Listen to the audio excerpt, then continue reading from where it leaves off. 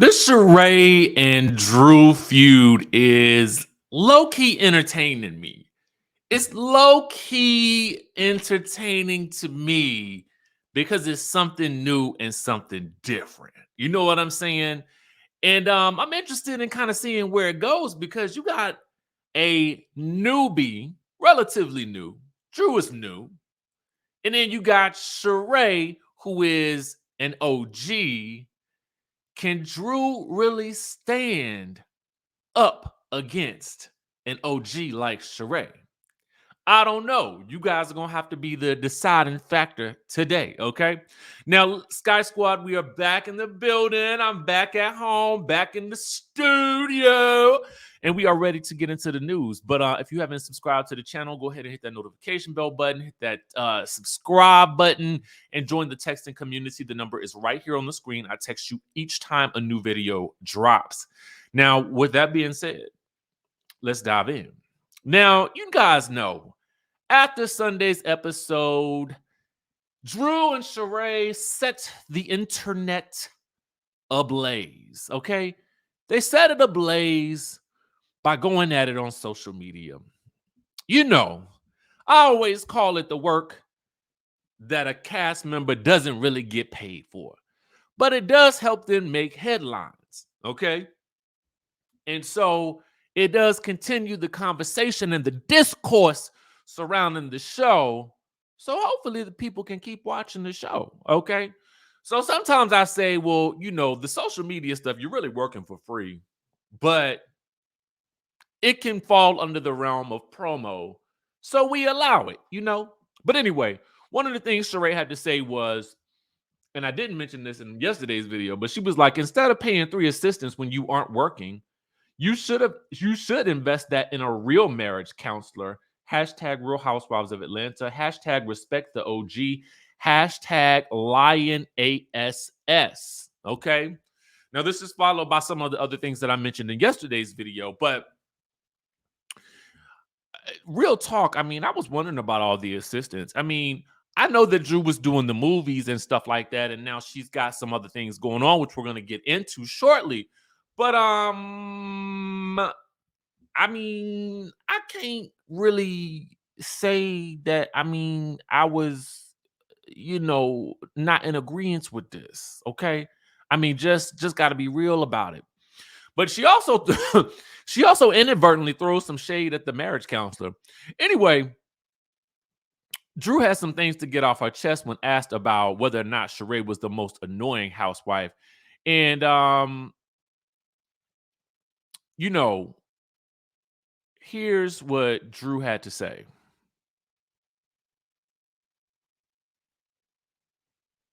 Now, this is from the Neighborhood Talk, who got this from the Dish Nation. Drew was on Dish Nation. She said this. In your opinion? I mean, I just feel like Sheree comes and she goes. She needs to be worried about if she's coming back next season. That's what she needs to be worried about. Now, let's replay that again. I just feel like Sheree comes and she goes. She needs to be worried about if she's coming back next season. That's what she needs to be worried about.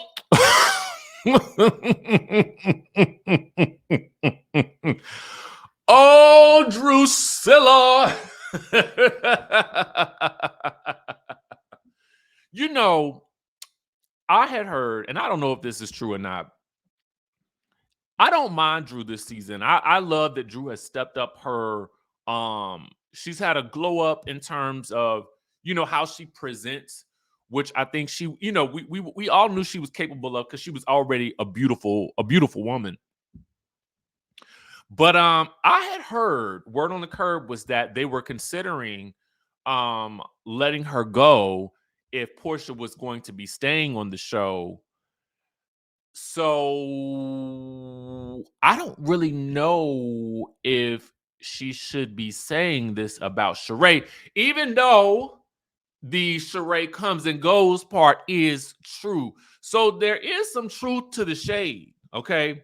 But the part where she says she needs to be worried about if she's gonna get her peach back next season, I'm like, oh Lord. That's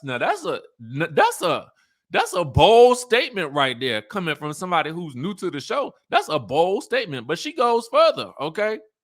all right. And peach. but she has She by Sheree. She really needs to focus on She by Sheree because I haven't by Sheree. Oh, She says she hasn't seen Ish by Sheree. So that makes me wonder, when we talk about the She by Sheree show that everybody was going to, is there no fashions? What's going on? I'm trying to figure out because I mean, I thought they went to a fashion show. We saw photos of what appeared to be a fashion show. So if she's saying she ain't seen Ish by Sheree, what did they watch at the fashion show? Listen, but there's more. Drew has some things to say about this week's episode of The Real Housewives of Atlanta. Also, she comments on that Candy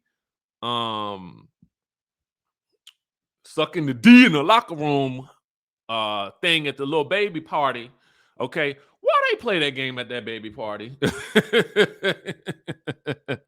Let's get into what she had to say. This is a lot on me.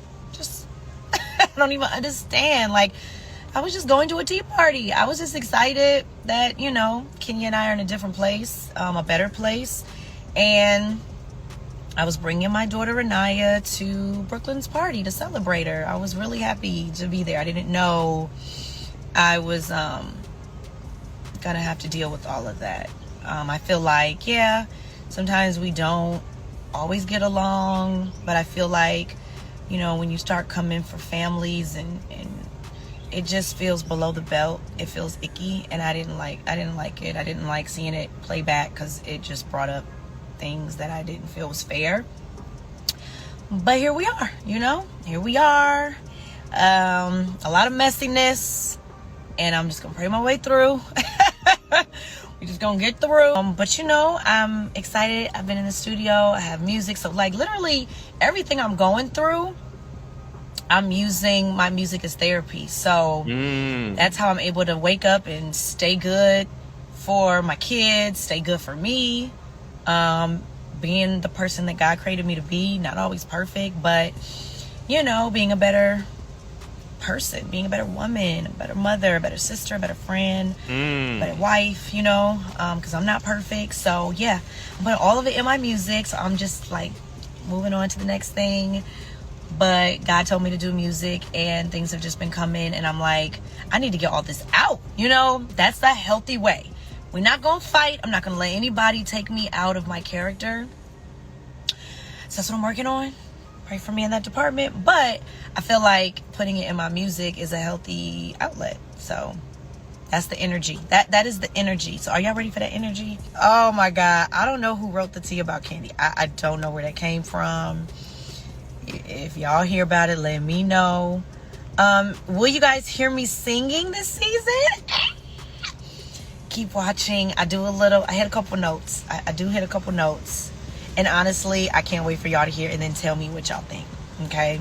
So yeah, I'm just the same that I always been. Just honest, maybe too honest, vulnerable, saying what's on my mind. Are you gonna work with Candy? You know what I'm saying? We'll see what happens. That would be a smart move. She's the queen of that, so we will see, honey. I love Marlo. Oh, Candace is my girl.